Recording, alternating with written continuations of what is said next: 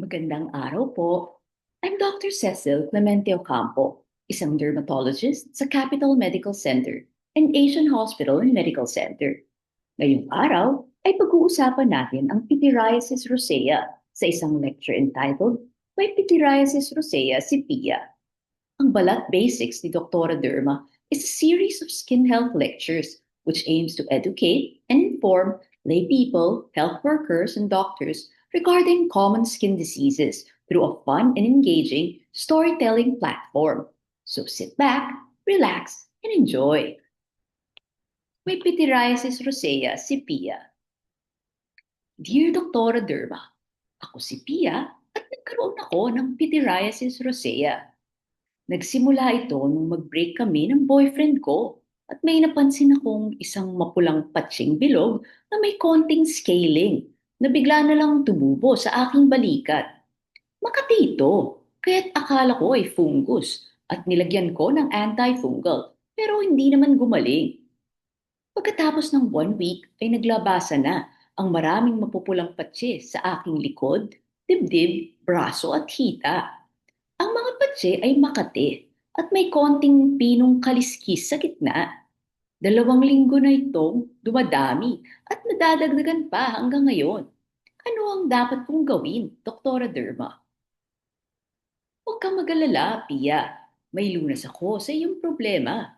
Pero bago natin gamutin, ano ba ang pityriasis rosea?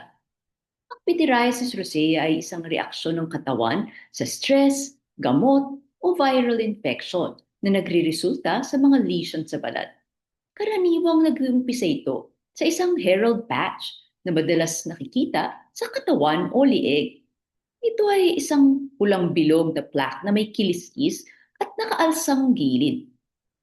Pagkatapos ng 1 to 2 weeks ay naglalabasan ng maraming maliliit na patsing may collarette scaling. Madalas ay sumusunod ito sa Christmas tree pattern at makikita sa katawan, likod, leeg, braso at hita. Minsan ay sinasabayan ng skin lesions ng sore throat, sinat o pagkapagod, ngunit madalas ay walang simptomas. Mas karaniwan ito sa mga babaeng 15 to 30 years old. Ang sakit na ito ay kadalasang tumatagal ng 6 to 8 weeks kung hindi ginagamot, ngunit maaaring mangitim at magpeklat. Hindi kadalasang umuulit ang pityriasis rosea. Paano ginagamot ang pityriasis rosea? Kumonsulta agad sa inyong board-certified dermatologist kapag meron kayong sakit sa balat, buhok o kuko tulad ng pityriasis rosea. Huwag subukang gamutin ang sarili. Huwag mag-self-medicate. Bibigyan kayo ng inyong dermatologist ng instructions at reseta para gumaling ang sakit ninyo. Kasama na dito ang antihistamines para sa kati at mga topical na gamot na pamahid sa lesions. Maaari din kayong resetahan ng oral steroids at vitamins kung kinakailangan. Sundang mabuti ang mga instructions ng doktor para mabilis gumaling at walang side effects na maranasan. Kung may simptomas pa din pagkalipas ng 1 week, ay bumalik kayo sa inyong dermatologist. Mga dapat tandaan. Ang pityriasis rosea ay isang sakit na maaaring reaksyon ng katawan sa stress, mga gamot o vaccines o mga viral infection. Ang herald patch ay isang mas malaking patse, 3 to 4 centimeters, na pink o pula na may nakaalsang borders at nagbabalat sa gitna na maaaring makita sa kahit anong bahagi ng katawan. Nauuna ito ng 1 to 2 weeks bago lumabas ang maraming maliliit na patse na may collarette scaling na tumutubo sa isang Christmas tree pattern sa katawan. Ang mga lesions ng pityriasis rosea ay maaaring magpeklat, kaya't mas mabuting kumonsulta sa dermatologist ng maaga para mabawasan ang paglabas ng mga patse at maiwasan ang pangingitim at peklat. Thank you po sa payo ninyo, Dr. Derma.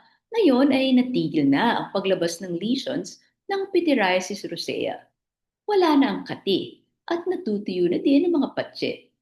Dahang-dahang nababawasan ang mga peklat at kumikinis na uli ang aking katawan. Maginhawa ang buhay. Nagpapasalamat, Pia.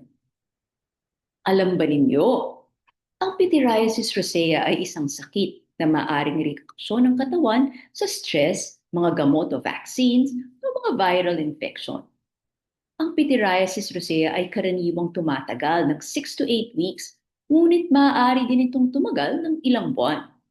Hindi ito nakakahawa at hindi rin karaniwang umuulit. Ang pityriasis rosea ay maaaring gumaling ng hindi ginagamot, ngunit madalas ay nangingitim at nagpepeklat. Thank you po sa pagpapanood ninyo nitong video at sana ay may natutunan kayo tungkol sa pityriasis rosea.